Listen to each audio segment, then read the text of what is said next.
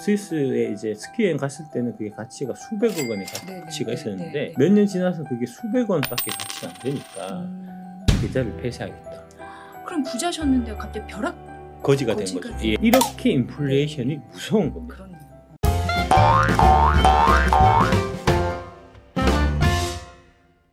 네, 채권부의 진행자 이재 기자입니다. 자, 행복한 금요일 박순영 작가님과 함께하겠습니다. 박수갈치입니다.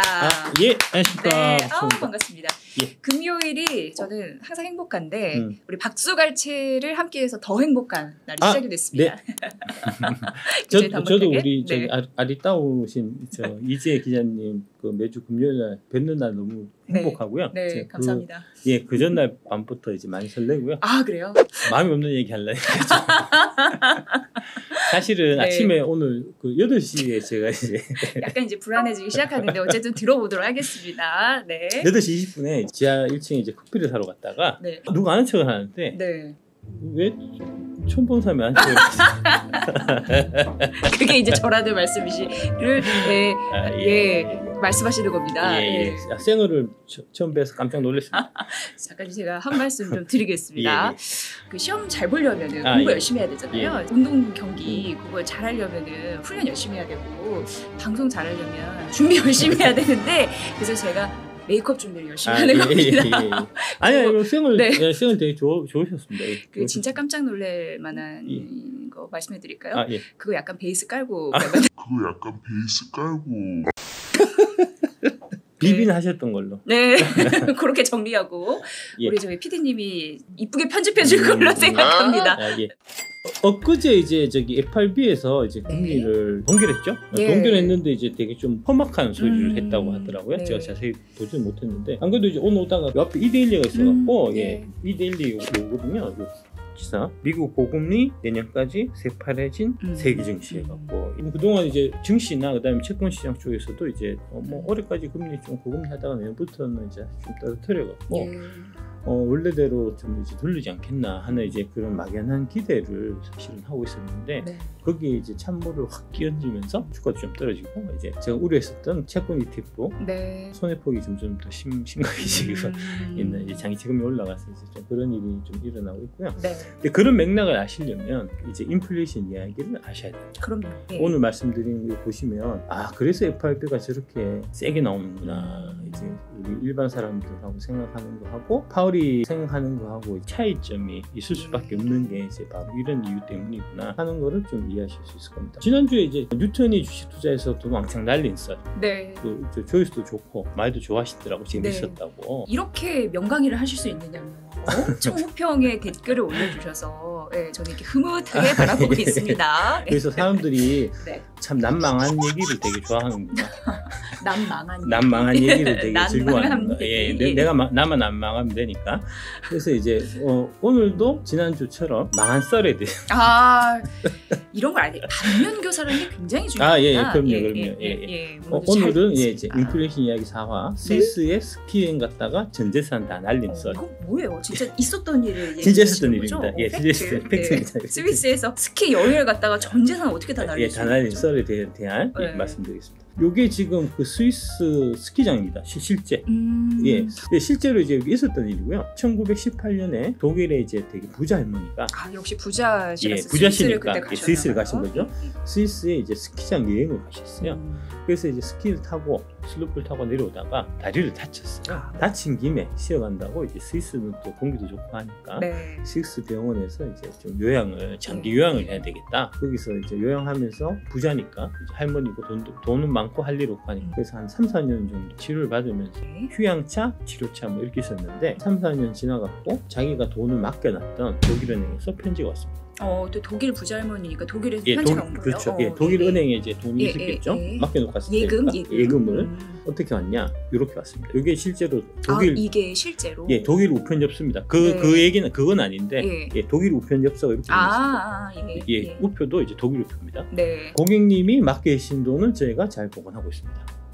근데 돈 가치가 떨어져서 계좌를 폐쇄합니다. 뭔 일이에요? 그러니까 우리도 이제 은행 계좌 올해 이제 한 100원, 200원 이렇게 네, 이제 네, 있는 네. 이제 그 정도 금액 들어있는 이제 계좌가 있으면은 계좌 폐쇄를 하잖아요. 이 관리가 안 되니까. 네.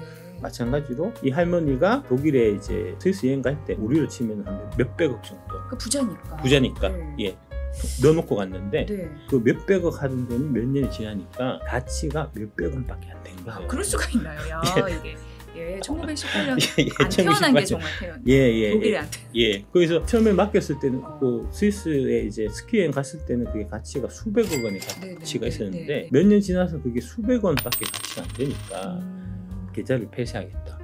그럼 부자셨는데 갑자기 벼락 거지가 된 거죠. 예. 아우. 그러면서 이제 그 네. 사실은 당신 그 계좌에 있는 돈 갖고 네. 우표 살 돈도 안 되는데 아, 그 정도로.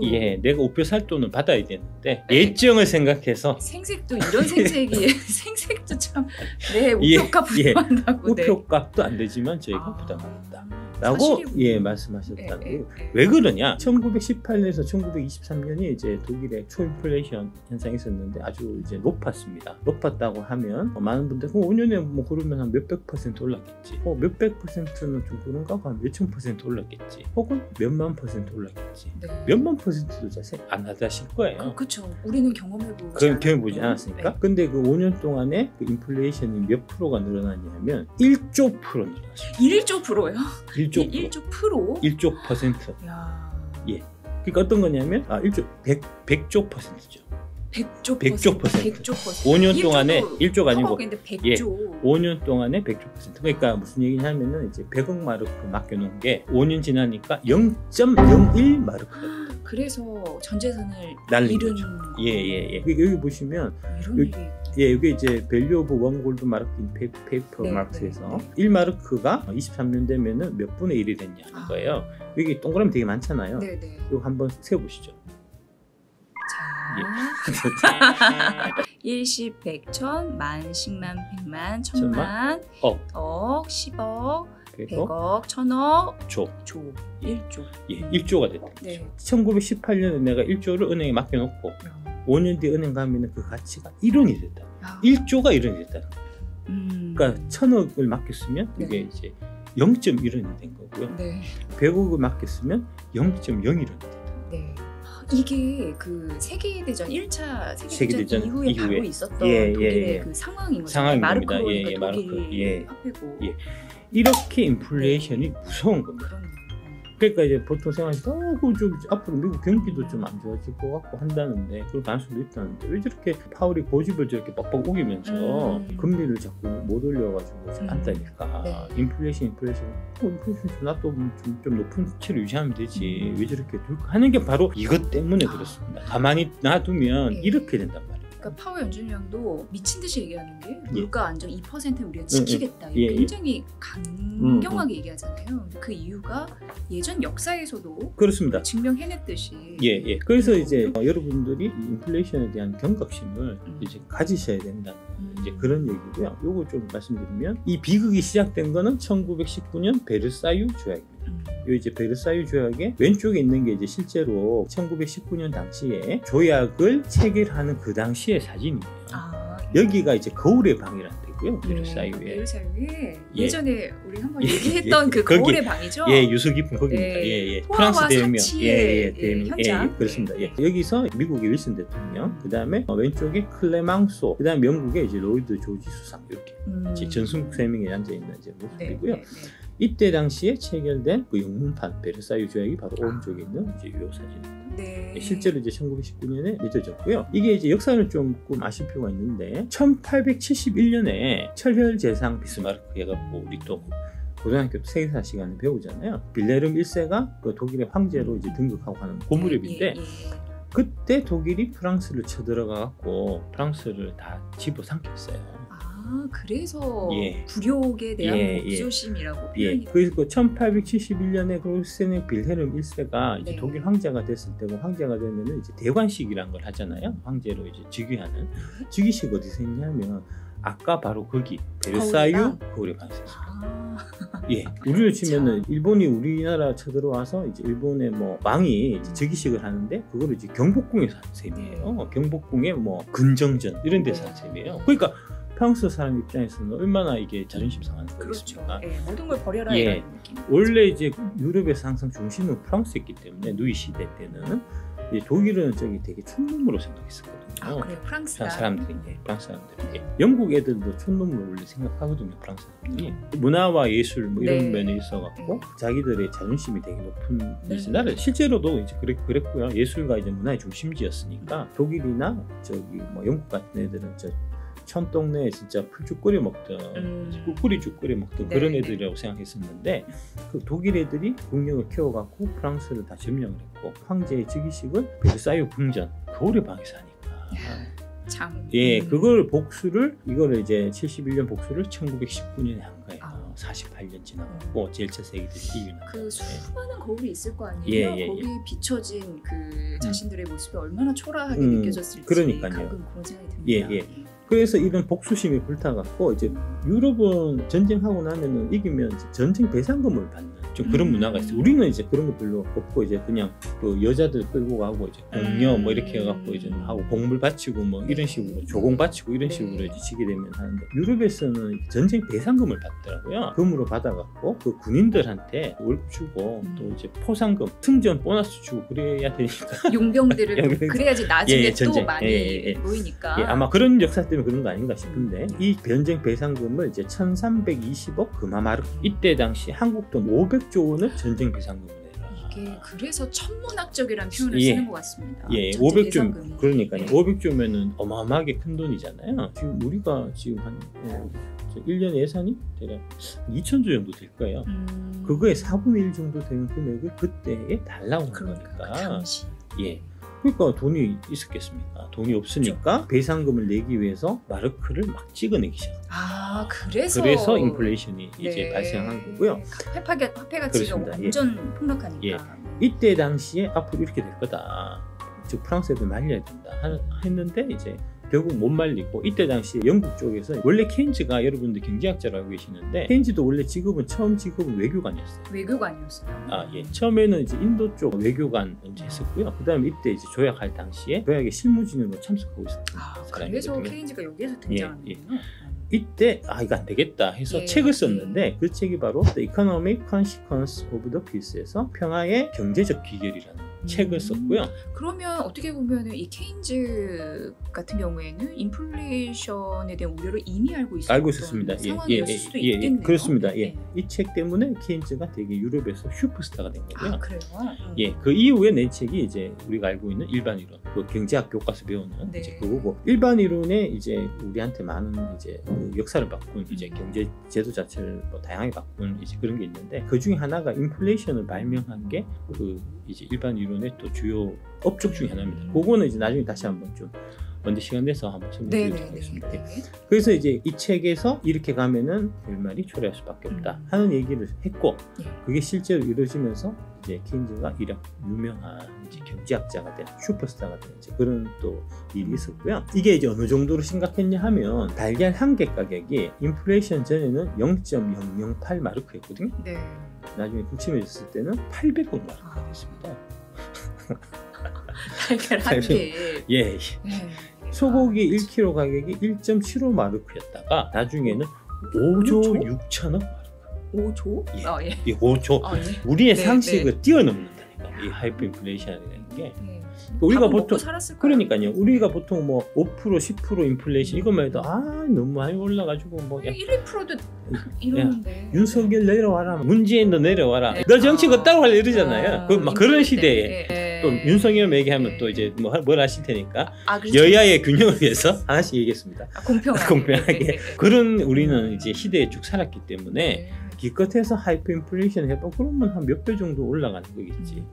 라고 생각하지만 몇 배가 아니고 1조 배라니까. 5조 6천억 마르크 소고기 1kg 있어요.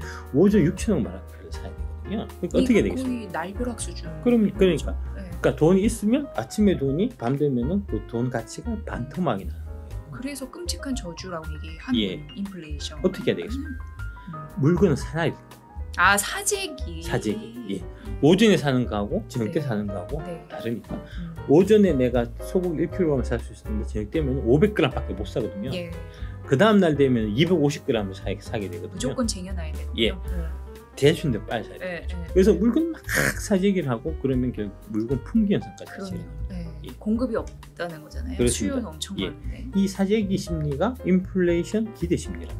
그래서 이제 FRB가 자꾸 저런 식으로 이제 고금리 유지하겠다, 금리 인하 꿈도 꾸지 마라 하는 게 바로 그 인플레이션 기대 심리의 세기를 받기 위해서.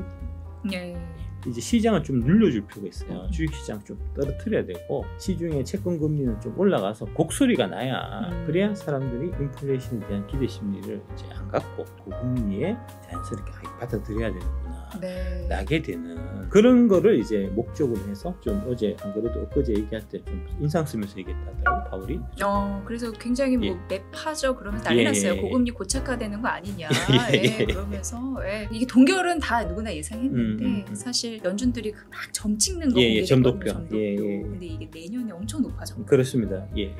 그래가지고 지금 혼란인데 계속 될 것 같아요. 이 혼란은 받아들여야 될 겁니다. 이런 역사적인 사례를 여러분들은 모르지만 파월은 알거든요. FRB 의원들은 이런 거 다 책에서 공부한 사람들이거든요. 그 사람들 이런 내용들이 나오냐면은 밀턴 프리드만의 화폐 경제학 책에 나오거든요. 그 밀턴 프리드만 밑에서 다 배운 사람들이에요. 이게 사실인지 아닌지는 차치하고 정책을 결정하는 사람들이 다 같이 갖고 있는 공통된 생각이기 때문에 따를 수밖에 없는 이제 그런 상황이다. 그래서 연준에 맞서지 말라는 게 바로 이런. 그렇습니다. 그렇습니다. 다음 한번 보시면 돈이 이제 가치가 없잖아요. 이거 돈이에요? 돈입니다. 10,000원짜리. 블록 쌓기 같이. 10,000원짜리 지폐를 갖고 블록 쌓고 놀고 있는 겁니다. 애기들이? 애기들이. 이게 보자, 이거 한 다발이 이제 100만 원 덱일 테니까. 이거 다 합치면 몇 억 될 겁니다. 몇 억 되는 돈을 이제 이렇게 블록 쌓기 하면서 이제 애들이 갖고 놀고 있는 거고요. 그때 당시에 진짜 사진. 진짜 사진입니다. 그때 당시 독일에서 다 찍은 사진이에요. 그때 이제 하이퍼 인플레이션 때 찍어서 다 기사로 보도됐던 사진. 이런 게 있습니다. 이 뭐냐면 불 지르는 거예요. 땔감으로. 벽난로에. 벽난로에. 나무 말고 지푸라기보다 못한 존재가 그렇습니다. 지폐가 돈을 태우는 거예요.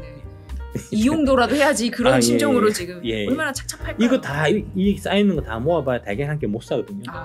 조가 올랐으니까. 조가 올랐으니까. 조. 그러니까 다 태우는 겁니다. 이제 그냥 땔감이나 쓰자. 그런 거고 이거는 이제 달걀 한 개 사러 갈 때 수레에 돈을 저만큼 실어서 가야 돼요. 이때 당시 이렇게 막 수레 갖고 가서 이제 잠깐 놓은 사이에 도둑놈이 돈은 버리고 수레만 갖고 갔다. 그게 더 가치가 있습니다. 이 돈은 가치가 없으니까. 갖고 가봐야 며칠 지나면 불 지르든지 아니면 애들이 장난감을 써야 되니까 이제 그렇고요. 이때 발행된 지폐입니다. 1조가 1원이니까 1조 갖고는 안 되잖아요. 100조 마르크 지폐입니다. 이 한 장이 100조 마르크입니다. 화폐 가치가 확 떨어지니까 단위가 큰 게 나오는 단위가 큰 게 계속해서 나옵니다. 그래서 이제 이때 당시에 아까 이제 열심히 저축해서 5억 마르크를 모은 사람이 5억 마르크 모았어요. 모았는데 나중에 초콜릿 하나 살 돈밖에 안 돼요. 그 얘기 들은 적이 있어요. 진짜 형제가 있었는데 첫째는 공부 열심히 해서 막 예금 막 엄청 한 거예요. 근데 둘째는 맨날 술만 퍼먹고 근데 이거 현상 딱 나타나고 나서 술만 퍼먹은 그 둘째가 성공했다는 거 아닙니까? 공병 팔아갖고 술병이 쫙 해방일체 그 손석구님처럼 쫙 병 팔아가지고 실제 있었던 일입니다. 꾸미는 얘기 아니고 실제 실화입니다. 그게 이제 이해가 되네요. 왜 그랬을까 싶었는데. 이때 당시에 이제 이런 인플레이션에 잘 적응을 해갖고 이제 떼돈을 버신 분이 있어요. 인플레이션 이용해서 떼돈을 버신 분이 휴고 스티넥스라는 분이 있는데 이분 어떻게 했냐? 은행에서 일단 돈을 땡기는 대출. 최대한 돈을 빌려갖고 그 돈을 갖고 기업을 삽니다. 은행은 어차피 갚아야 될 돈은 고정되어 있는 거니까. 1년 지나서 만약에 이제 인플레이션 10배가 나타났다. 그러면 가치는 10분으로 떨어지는 거예요. 비중부터 없어지는 거예요. 그렇죠. 이빠이 돈을 땡겨갖고 그 돈으로 뭘 했냐면 기업들을 막 샀습니다. 그 다음에 그 기업을 운용해서 이제 그 제품 만들 거 아닙니까? 제품을 팔고 그 판매 대금을 무조건 달러로 받았습니다. 마르크화는 안 받고. 그 쓰레기도 안 되니까. 직원들 월급은 마르크화로 주고. 물품 대금은 마르크화로 주고. 이 세상은요 왜 이렇게 머리 쓰고 못된 사람들이 살아남는 건지. 아니 저거 잘한 거죠. 판매 대금은 달러로 받았다. 그래서 이분이 이제 그 24년 이때에 1923년 말에 얼마만큼 돈을 벌었냐? 이거는 못 세실 겁니다. 너무 많아갖고. 일시 백천 세보시죠. 도전 한번 해보시죠. 도전을 포기하겠습니다. 일시, 백천, 만, 십만, 백만, 네, 천만, 네. 억, 십억, 백억, 천억 조하고도 계속해서 그러니까요. 계속해서 나와요. 네. 이게 이제 42조 마르크 곱하기 100억입니다. 100억을 또 곱한. 예, 42조 마르크에다가 곱하기 100억 하는 것만큼 돈을 벌었다는 겁니다. 마르크 나라를 기준으로. 몇 개 가지고 있는 수준의 경제력. 아니 그렇진 않고 워낙 마르크가 가치가 떨어진 거니까. 그렇게 마르크는 생각할까요? 네. 여러분들이 저기 초등학교 다닐 때 숫자 단위 배우잖아요. 일시, 백천, 만, 십만, 백만, 천만, 그 다음에 억, 십억, 백억, 천억, 그 다음에 1조, 10조, 100조, 1000조. 그 다음에 뭐죠? 경. 그렇죠, 경. 네. 1경, 10경, 100경, 1000경. 네. 다음에 뭐죠? 해. 네. 1경, 그 다음에 10경, 100경, 1000경 다음에 네. 뭐죠? 차. 예? 차 아니에요? 자입니다. 예. 아 자. 그래서 여기 잘. 예. 42자 마르크. 예. 순간 좀 생각해봤어요. 내가 만약 42자의 돈을 갖고 원을 갖고 있다면 채권분이 막 사랑을. 그런 생각 투자 엄청 하겠죠. 예, 42자 마르크를 벌었다는 겁니다. 예, 보통 쓸 때 우리가 조까지는 쓰고 네. 가끔 가다가 경을 쓸 때가 있고요. 경이 지금 쓰는 게 이제 미국 부채하고 일본 부채가 경일 겁니다. 하나로 바꾸면 예, 경원에 해당되는 게 일본이 갖고 있는 국가 부채, 미국이 갖고 있는 국가 부채가 경일 거고요. 해를 쓰는 경우는 없고 거의 없죠. 예, 거의 없죠. 그 위에 자를 써야 됩니다. 말 나온 김에 이게 이제 1900년 이상설이 쓴 수학책 산수신서에 이제 그 높은 숫자가 쭉 나옵니다. 숫자 단위가 1, 10, 100, 1000, 그다음에 만, 그다음에 억, 조, 경, 해, 그다음에 자고요. 자 다음에 양, 부, 간, 정, 제, 극, 항하사, 아승기, 나유타, 불가사의, 무량수, 겁, 업까지. 겁과 업은 불교용어로 불교용어. 들어봤는데 예, 그게 다른 건 처음 사실 듣거든요. 그러니까 이제 막 앞으로 더 많이 들어도 이제 쓸 수 있는 건 아직 많이 남았긴 한데. 예. 경해 자는 오래간만에 들어보고 인플레이션 이야기 여기서만 들을 수 있는 이야기지 언제 우리가 이런 단위를 또 알겠습니까? 그래서 이제 뭐 그렇고 인플레이션 그만큼 이제 간단하게 보면 문제가 아니다 하는 이제 그런 거고요. 결론 오늘의 결론. 예, 인플레이션 시대에 결국은 주식이다. 아까도 그 사람이 기업을 샀다는 거잖아요. 그러니까 기업의 일부인 주식을 사야 됩니다. 주식 투자가 필수 이유가 뭐냐면 예금은 인플레이션의 속수무책이거든요. 근데 주식은 기업은 제품 가격을 올려서 인플레이션에 대응이 가능하기 때문에 그 사실을 휴고 스티네스가 그 사실을 이제 딱 캐치를 해갖고 대출을 왕창 땡겨갖고 주식 기업을 샀다는 거잖아요. 그런데 그게 기업이 모든 기업이 인플레이션 시대에 제품 가격을 마음대로 올릴 수 있는 것은 아닙니다. 예, 제품 가격을 올릴 수 있는 회사가 별도로 있거든요. 그 회사가 바로 이제 프라이싱 파워라고 그래서 가격 결정권을 가지고 있는 기업에 투자하는 게 중요합니다. 가격 결정권이라는 게 뭔가 약간 좀 유식해 보이는 게 있습니다. 내가 이제 가격 올린 대로 제가 이제 사줘야 되는 그런 게 있습니다. 엄청난 파워네요. 그렇습니다. 주도권을 쥐고 있는 거죠. 그렇습니다. 어때? 대표적인 어떤 거냐면 코카콜라를 예로 들 수 있습니다. 코카콜라. 코카콜라 매해 가격을 올리는데 우리는 전혀 제한 없이 사 먹을 수밖에 없어요. 왜냐하면 펩시콜라는 맛이 없으니까. 그러니까 뭔가 독점적인 이런 이제 그 회사만 만들 수 있고 그 회사 것만 써야 되는, 써야만 되는 이런 것들을 갖고 있는 기업 같은 경우는 기업. 이런 인플레이션을 딱 이용해갖고 아싸 잘 됐다. 요새 인플레이션이 심해서 가격을 제품 가격을 올릴 수밖에 없습니다 하고 올리고 직원도 월급이나 원재료, 부품 이런 거는 이제 천천히 올려주면 이득이 많이 나거든요. 그런 가격 결정권을 가진 기업이 대표적으로 사실 2차 전지 쪽에 많이 몰려 있습니다. 2차 전지 쪽에. 배터리라든지 양극재라든지 지금 최근에도 나타나는 현상이 이제 유가가 오르고 있잖아요. 70년대에 그 미국에서도 이제 되게 좀 인플레이션이 좀 많이 심각해갖고 문제가 됐던 적이 있는데 그 70년대도 보면은 70년대 내내 좋았던 주가가 자원 관련된 주식이었어요. 자원. 광물 이제 뭐 원자재, 정유회사 같은 거 이제 뭐 엑소모빌 같은 이제 석유를 제후해서 판다든지 구리를 한다든지 뭐 알루미늄을 한다든지 이제 그런 회사들이 사실 그 70년 20년대에 다우나 이제 다우 지수가 되게 전반적으로 시장 상황이 안 좋음에도 불구하고 홀로 시세를 많이 줬던 주식들이거든요. 네. 그러니까 지금도 그거는 마찬가지일 수 있다. 최근에 이제 리튬 가격이 하락해서 이제 그게 2차전지 주가 전반적으로 이제 떨어지는 이제 그런 일들이 일어나고 있는데, 이게 인플레이션이 지금 이런 형태로 일어나는 상황에서 국제 유가가 계속해서 올라가는데 리튬 가격만 떨어질 리는 없거든요. 그렇죠. 예. 전반적인 물가가 상승할 가능성이 그렇습니다. 물가가 거니까. 물가가 네, 전반적으로 네. 올라가는 상황에서는 원자재 광물 가격이 더 빨리 올라가요. 네. 더 빨리, 더 많이, 더 크게 올라가거든요. 속도나 폭이 그렇습니다. 그렇군요. 예. 그래서 이제 그런 관점으로 보면은 이제 포스코홀딩스라든지 이제 에코프로 같은 이제 그런 주식들이 앞으로 되게 좋을 가능성이 많다라고 좀 말씀드릴 수 있는 거고, 고인플레이션 시대에 이제 고착화 뭐 이런 현상들이 일어날 수 있기 때문에 안전하게 나는 현금 예금을 하겠다라고 생각하시면 안 되고, 네. 예금 이꼬르가 지향일 수 있는 이제 그런 상황이 될 수 있기 때문에 주식 투자는 반드시 하셔야 되고, 가장 중점적으로 보셔야 될 거는 가격 결정력을 갖고 있느냐 그렇지 않느냐 하는 부분을 이제 가장 중요하게 생각하셔야 된다 하는 게 이제 오늘 결론이 되겠습니다. 네. 예. 그러니까 역사는 항상 위기를 품고 있고 그 위기 속에서 우리는 이제 배울 게 있잖아요. 근데 어쨌든 인플레이션은 많은 이들에게 피를 흘리게 할 요소는 있지만 여기서 반드시 돈을 번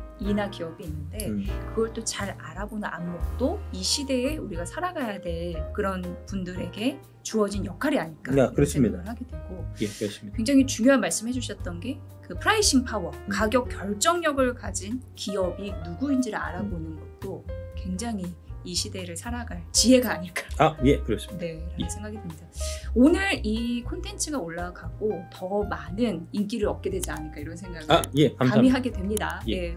구독자님들도 다음 많이 주 응원해 주시고요. 예, 이제 추석 세고 다음 올 때도 네. 누구 망한 사람 없는지 열심히. 아니 우리가 현대에서 사실 찾아야 돼. 예, 지워지지 않거든요. 예. 예, 상처는. 예. 예, 거기에서 좀 배워보도록 하겠습니다. 예. 네. 또 망한 사람 열심히 한번 찾아보겠습니다. 추석 때 예. 해피하게 보내시고요. 예. 바로 한번 좀 예, 나와주시면 알겠습니다. 좋을 것 같습니다. 네. 박수갈채 박순혁 작가님과 오늘 금요일 콘텐츠 저희도 재미나고 유쾌하게 풀어봤습니다. 고맙습니다. 네, 감사합니다.